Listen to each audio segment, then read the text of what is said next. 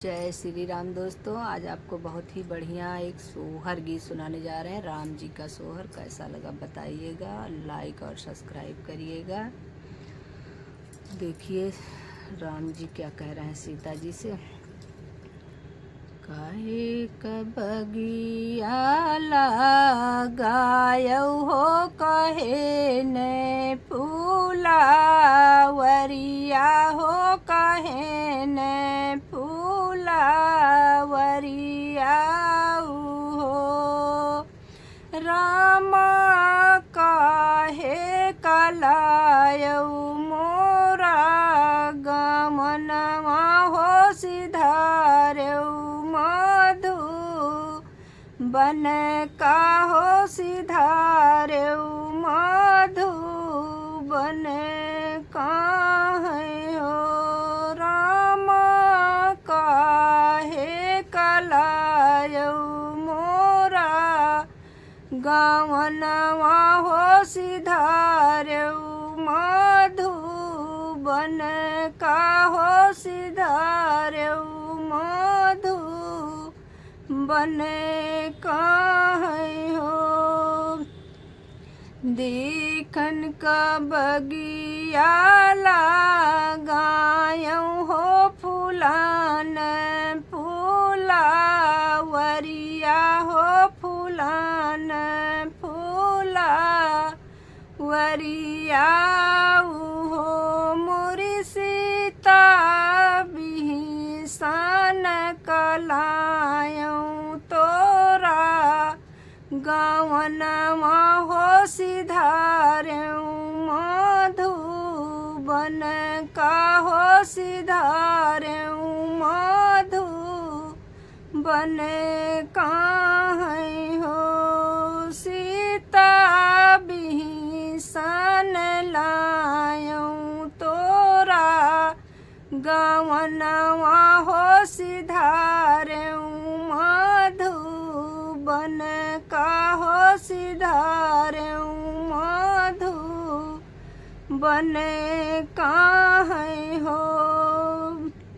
मोरे रामा के कातौ साऊ प्यो बगियावा हो, तो की है का फूला वरिया हो, तो की है का फूला वरिया हो।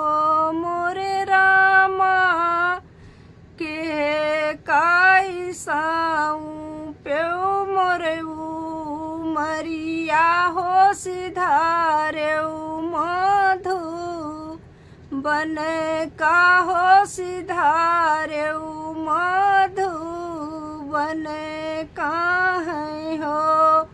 मोरे रामा किहा कातौ साऊ प्यो बगियावा हो, तो की है का फूला वरिया हो, तो की है का फूला वरिया हो। मोरे रामा किहा काईसाऊ प्यो मोरे मरिया हो, सिधारौ मधु बन का हो, सिधारौ मधु बन का हो। मोरी सीता बाबा का साऊ प्यो गियावा हो, तो भैया फूलावरिया हो, तो भैया फूलावरिया हो। मोरी सीता मैया का साऊ प्यो तोरे मरिया हो, सिधारौ मधु बन का हो, सिधारौ मधु बन का हो। मोरी सीता मैया का साऊ प्यो तोरे मरिया हो, सिधारौ मधु बन काहो सिधारऊ मधुबन काहे हो।